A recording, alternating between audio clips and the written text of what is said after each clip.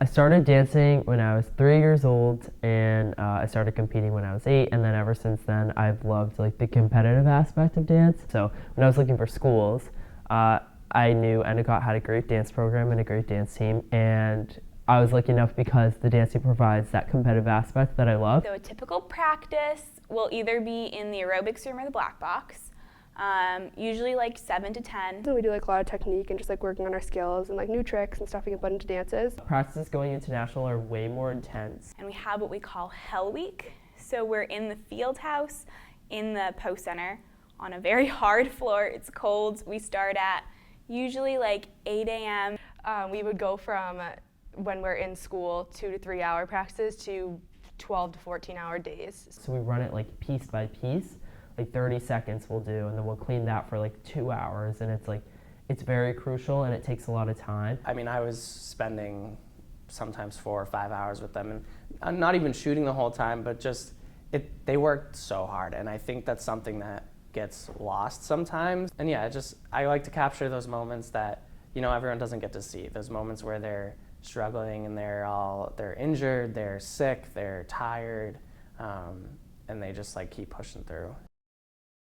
So the week before Nationals, we had a competition in New Jersey, Battle in Northeast, and we did not do as well as I expected. You know, in our Hell Week after Battle, you know, I kind of, on the bus ride home, I just was like, okay, I got 5 hours. I got to figure out how I'm going to change these routines to make them better. When we got there and I saw the stage, like all the memories from last year came flooding back, and my motivation increased like 10 times. Like the adrenaline of just staring at the stage. And a big thing we said this year was picture yourself on the stage doing what we do best, and that's dancing together and performing to the best of our ability. Nikki had actually told me, she was like, when you get on that stage, like, you're not going to be scared.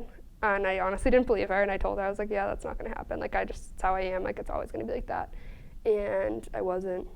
I had full confidence in the fact that, like, we were going to do what we had to do. So the night before semifinals, we go to a different studio because we only have like 10 minutes of like mat time, which is like practice time. So we go to a studio in Orlando. That was the moment that like I saw their mindset shift, and that was the moment that something just like clicked in their head, like, okay guys, like tomorrow like is the day we go out there and do it. Like, we got this, like we're gonna do this. You know, the judges they announce, you know, who's making it to day 2, and like that's a really intense time, you know. So they call our name, woo, like over the moon, like yay, we get to dance again. So I go and get the score sheets, and right away, you know, I open and you get to see your rank. And I saw that we were in first, and it took the wind right out of me. So before finals for POM, I was like super nervous because we had known that we were currently in first place. And we were like, oh my God, like we could actually do this. So mat time, we're waiting before we go on, and it's like silent. No one's talking to each other. I'm like, this is bad. Like, this doesn't feel good. All of a sudden we hit the mat, and our energy spiked through the roof. Like, we were hitting every skill. We're running the dance in like 30-second chunks, and like every time after each 30-second, we would like reblock and go to the next formation. That energy, I felt like an animal. Like, I don't know, it was just so insane, and like everyone was in such a good mood. We went from like not talking at all to like screaming and cheering. And I remember getting off that stage, and like I looked at Karina and I was like, wait, that was really good. Like, we were looking at each other and we're like, wait, did everyone else feel that? Like, that was amazing.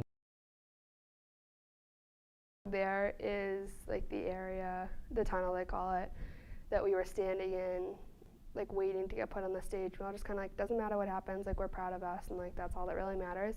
We all go on stage, we like lined up in like a horseshoe, kind of like all the teams. And then it was POM. And we were like, okay, like it's possible. And I remember I'm holding Caroline's hand and Maddie B's hand, and my head's just down, and like each name keeps getting called. They call 4th place, not us. I'm like, yes, we medaled. Like, this is great. Like, that was our goal. The end goal achieved.